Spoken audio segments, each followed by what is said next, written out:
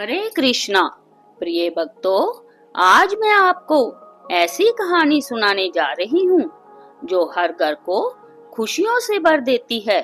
वह कहानी है बरकत देवता की। वैशाख मास में इस कहानी को नित्य सुनने से, जहाँ 7 दिन का नियम लेकर कहानी सुनने और उद्यापन करने से मनुष्य का घर धन धान्य से भर जाता है। आइए शुरू करते हैं। एक गांव में एक शाहूकार परिवार था। शाहूकार पति पत्नी बड़े ही धार्मिक प्रवृत्ति के थे और उनके 5 बेटा बहू थे। उनके परिवार में कई पीढ़ियों तक किसी को भी बेटी नहीं हुई थी और जब उनके 5वें बेटे के बहू को बेटी हुई तो उस पूरे परिवार की खुशी का ठिकाना नहीं रहा।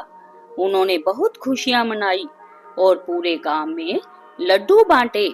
इससे पूरे गांव को बड़ा आश्चर्य हुआ।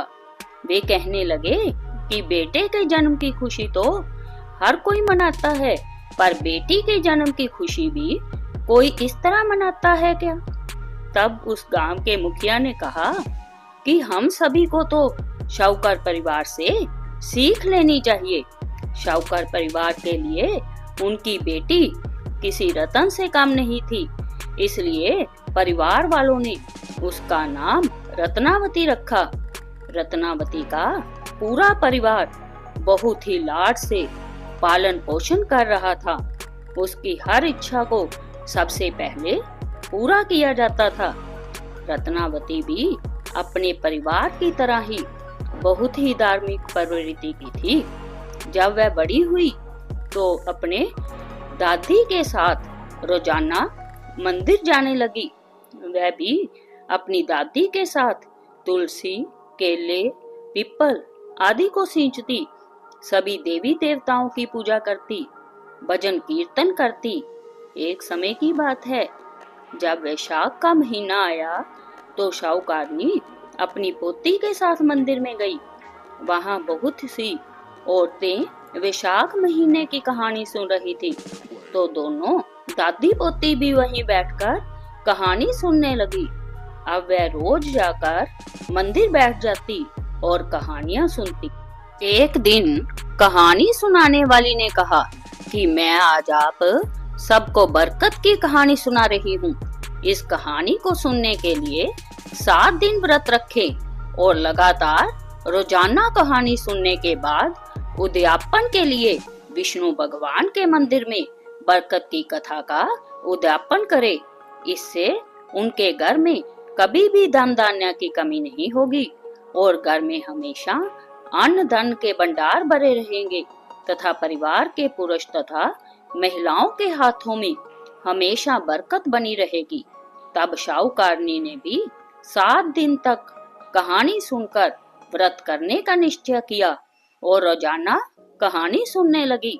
7 दिन के बाद शाहूकारनी ने बरकत की कथा का उद्यापन कर दिया।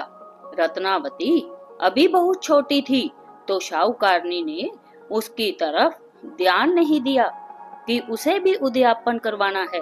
धीरे धीरे रत्नावती बड़ी हुई और जब शादी योग्य हो गई तो परिवार वालों ने अच्छा घर बार ढूंढकर उसका विवाह कर दिया। रत्नावती के ससुराल में 4 जनों का छोटा सा परिवार था, जिसमें सास, बहू, रत्नावती तथा रत्नावती का पति था। जब रत्नावती ससुराल आई तो रोजाना के अन्य कामों का जिम्मा उसे सौंपा गया तथा खाना बनाने का जिम्मा सासू माँ ने ले लिया। उसकी सास खाना बनाने के बाद सबसे पहले अपने पति को खिलाती, फिर पुत्र को खिलाती और फिर बाद में खुद खाकर बचा हुआ जो भी खुरचन बचता वह रत्नावती को दे देती थी। रत्नावती बचा खुचा खाना खाकर पानी पीकर सो जाती थी। धीरे धीरे रत्नावती कमजोर पड़ने लगी। तब एक दिन रत्नावती के पति ने रत्नावती से पूछा कि हम घर में सिर्फ 4 जने हैं, मैं अच्छा कमाता हूँ, अच्छा खाना बनता है, पर तुम रोजाना कमजोर क्यों होती जा रही हो? तुम्हें किस बात का दुख है? मुझे बताओ। तब रत्नावती बोली कि आपकी माँ आप सभी को तो भरपेट खाना खिलाती है, लेकिन मुझे बची खुची कढ़ाई की खुरचन परोस देती है। मुझे रोजाना भरपेट खाने को नहीं मिलता, इसलिए कमजोर होती जा रही हूँ। तब उसके पति ने कहा कि मेरी माँ ऐसा क्यों करेगी, तुम कल से मेरी थाली का खाना खा लेना और तुम्हें जो खाना परोसा जाएगा वह मैं खाऊंगा। दूसरे दिन से रत्नावती का पति कोई न कोई बहाना लेकर अपने खाने की थाली को कमरे में रखकर रत्नावती को खिला देता तथा उसे जो खाना परोसा जाता वह खुद खा लेता। धीरे धीरे रत्नावती के पति का स्वास्थ्य बिगड़ने लगा। रत्नावती का पति दिन भर दिन कमजोर पड़ने लगा, सूखने लगा। तब रत्नावती की सास ने अपने बेटे से कहा कि बेटा, मैं तो तुझे रोज अच्छे से अच्छा खाना देती हूँ, फिर तुम दिन भर दिन कमजोर क्यों होते जा रहे हो, क्यों सूख रहे हो? तब बेटा बोला, माँ, मैं रोज बचा कुचा खाना जो तुम रत्नावती को देती हो वह खाता हूँ और मेरे हिस्से का खाना मैं रत्नावती को खिला देता हूँ। जैसा खाना खाऊंगा शरीर भी वैसा ही तो होगा। माँ, हम ले देकर परिवार में 4 तो जने हैं, तो तुम रत्नावती को खुरचन वाला खाना क्यों देती हो? वह भी किसी की बहन बेटी है। तब रत्नावती की सास ने घर की चाबी रत्नावती को सौंप दी और कहा कि बहू, आज से खाना तुम बनाओगी और मैं आराम करूंगी।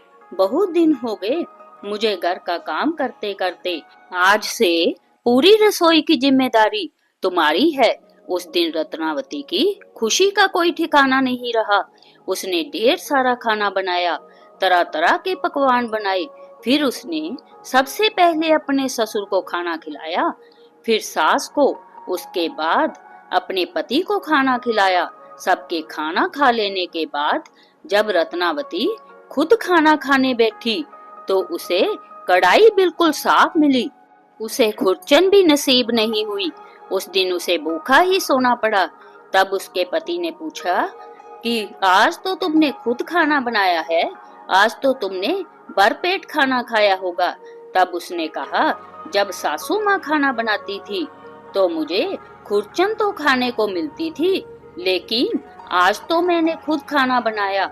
आप सबके खाना खा लेने के बाद मुझे तो कढ़ाई बिल्कुल साफ मिली, आज खुरचन भी नसीब नहीं थी।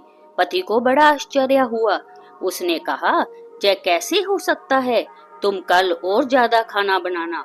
दूसरे दिन उसने पहले दिन से भी ज्यादा खाना बनाया। फिर सबको खाना खिलाने के बाद जब रत्नावती खुद खाना खाने बैठी तो उस दिन भी उसके लिए कुछ नहीं बचा। उसे कढ़ाई बिल्कुल साफ मिली। उसने जैसा अपना भाग्य मान लिया कि उसके हिस्से में अन्न देवता लिखे ही नहीं है। धीरे धीरे रत्नावती फिर से सूखने लगी। तब रत्नावती की सास ने अपनी बहू से कहा कि बहू, अब तो खाना तुम खुद बनाती हो, फिर भी तुम दिन ब दिन सूख रही हो। तब रत्नावती ने पूरी बात अपनी सास को बताई। तब सास, ससुर और उसके पति को बड़ा आश्चर्य हुआ कि रत्नावती खुद खाना बनाती है, ज्यादा खाना बनाती है, तो भी सबके खा लेने के बाद उसके लिए कुछ नहीं बचता, कढ़ाई बिल्कुल साफ मिलती है। तब रत्नावती की सास ने अपने बेटे से कहा कि बेटा, तुम कुछ दिनों के लिए बहू को उसके पीहर लेकर चले जाओ, शायद वहाँ कुछ ढंग से खा लेगी तो इसका शरीर ठीक हो जाएगा। जय तो दिन ब दिन कमजोर होती जा रही है। इस तरह रत्नावती का पति रत्नावती को लेकर अपने ससुराल आ गया। जब रत्नावती मायके आई तो सभी ने रत्नावती की हालत देखी तो उनसे रहा नहीं गया और उन्होंने कहा कि बेटी, हमने इतना अच्छा परिवार देखकर तेरा विवाह किया था, तुझे किस बात का दुख है? क्या ससुराल वाले तुझे अच्छे से नहीं रखते? तब रत्नावती ने अपने परिवार वालों को बताया कि मेरे हिस्से में अन्न देवता लिखे ही नहीं है। जब मेरी सास खाना बनाती थी तो मुझे खुरचन तो खाने को मिल जाती थी, लेकिन अब तो मैं खुद खाना बनाती हूँ और रोज ज्यादा से ज्यादा खाना बनाने की कोशिश करती हूँ, लेकिन हर रोज मेरे हिस्से में सबके खाना खा लेने के बाद कुछ बचता ही नहीं है। अन्न देवता मुझसे रूठ गए हैं और मेरे भाग्य में लिखे ही नहीं है।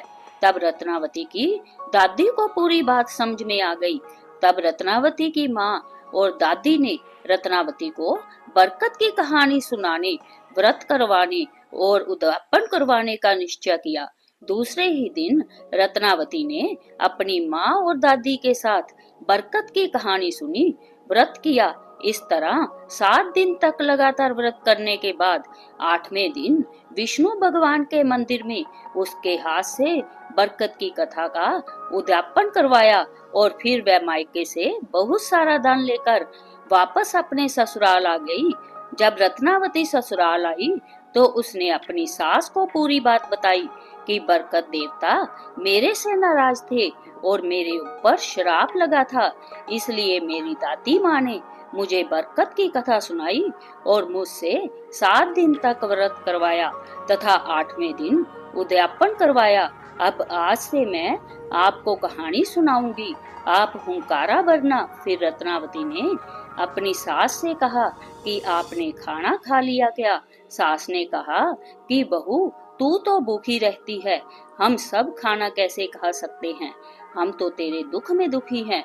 तब रत्नावती ने कहा कि आज से मैं आपको कहानी सुनाऊंगी, हम सब व्रत करेंगे और 7 दिन बाद बरकत की कथा का उद्यापन करेंगे। तब रत्नावती ने कहानी सुनाई। सास ने हुंकारा भरा। रत्नावती के पति और सास ससुर ने भी बरकत की कहानी सुनी। 7 दिन तक उन्होंने भी व्रत किया और फिर 8वें दिन रत्नावती ने अपने सास ससुर और पति के साथ बरकत की कहानी और व्रत का उद्यापन किया। विष्णु भगवान के मंदिर में गए। उद्यापन में नारियल, मिश्री, मिठाई और दक्षिणा चढ़ाई। सभी ने भगवान से घर में बरकत बनी रहे इसकी प्रार्थना की और पहले जो गलती हुई उसके लिए क्षमा मांगी। उसके बाद घर आकर रत्नावती ने खाना बनाना शुरू किया तो उसकी सास और पति ने कहा कि बहू, आज तो तुम बहुत सारा खाना बनाना। लेकिन रत्नावती ने कहा कि नहीं, आज मैं देखना चाहती हूँ कि बरकत देवता मुझसे नाराज है या मुझ पर राजी हो गए हैं। आज मैं पहले जितना खाना बनाती थी उसका आधा ही खाना बनाऊंगी।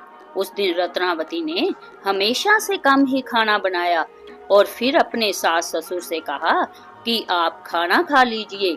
लेकिन उसके सास ससुर ने कहा कि नहीं बहू, पहले तुम खाना खा लो। लेकिन रत्नावती ने कहा कि नहीं, पहले आप सब खाना खाइए, उसी के बाद मैं खाना खाऊंगी। तब रत्नावती के ससुर, सास और पति ने भरपेट खाना खाया। उसके बाद जब रत्नावती खाना खाने बैठी तो अभी भी बहुत सारा भोजन बाकी था। उस दिन से रत्नावती भी भरपेट भोजन करने लगी। हे बरकत देवता, जैसे रत्नावती पर राजी हुए वैसे सब पर होना, जैसे रत्नावती से नाराज हुए वैसे किसी से ना होना। कहते सुनते हुंकारा पड़ते सारे परिवार को खुश रखना। बोलिए श्री विष्णु भगवान की जय। ऐसी ही पवित्र कथाएं सुनने के लिए चैनल को सब्सक्राइब करना ना भूले। कथा पसंद आए तो वीडियो को लाइक करें और कमेंट बॉक्स में जय श्री हरि विष्णु जरूर लिखें।